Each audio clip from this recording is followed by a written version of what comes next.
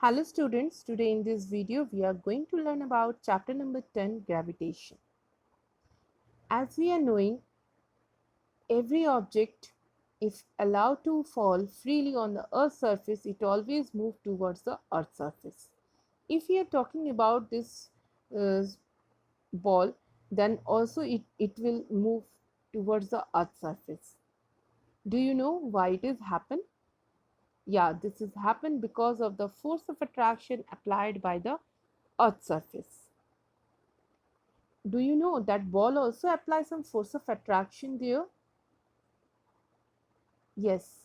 Newton has observed that every object in the universe are attracting each other, and that force is called gravitational force. And all the objects move towards the earth's surface, that is because of the gravitational force of earth. As we are knowing, earth is too heavy in compared to any other object on the earth's surface.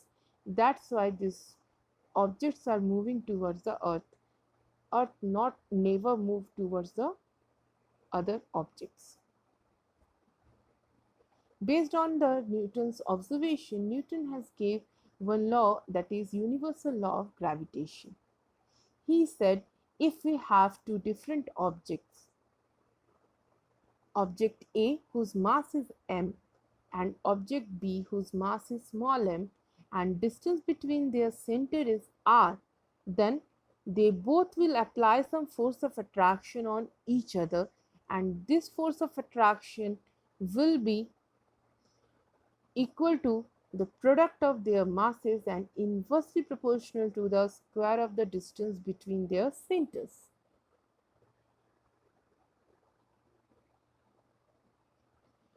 We can write F is proportional to capital M in small m, and also F is inversely proportional to 1 upon r square. On combination of these two relations, we could write F is proportional to mm upon r square. This proportionality sign is removed with some constant. That constant is called gravitational constant. It is an universal constant and it is represented by capital G. And we get the expression for force of gravitation, that is F is equal to gmm upon r square. Value of G is 6.67 10 raised to power minus 11 Newton meter square per kg square. Free fall.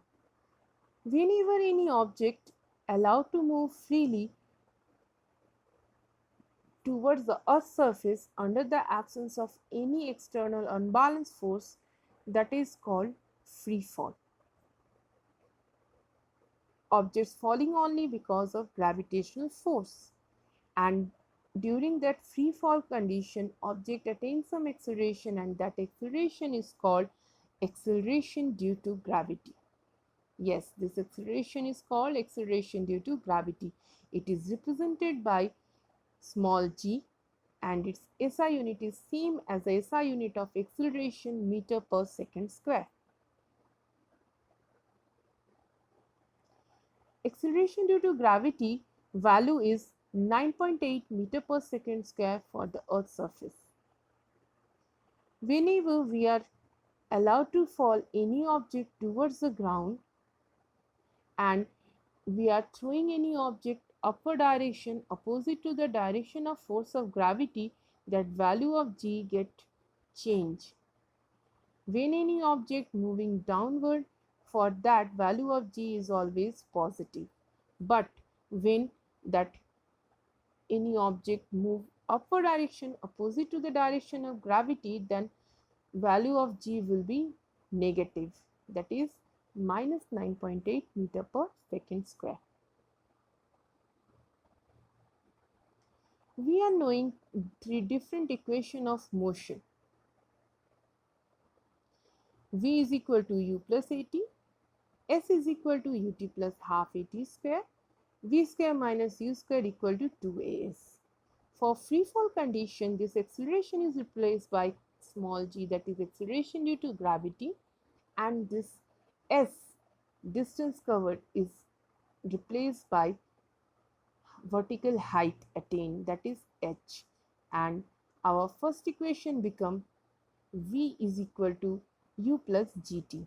Second equation, h is equal to ut plus half gt square, and third equation, v square minus u square equal to 2gs. So these are the three equations for free fall condition, motion under free fall condition. Relation between capital G and small g.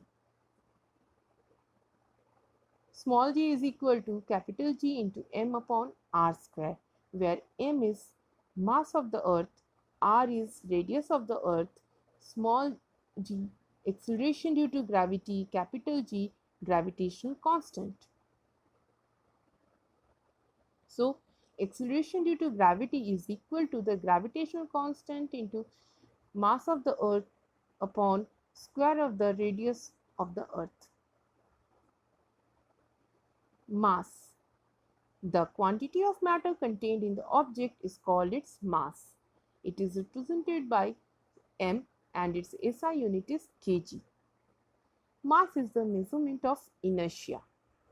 Heavier body, more inertia. Lighter body, less inertia.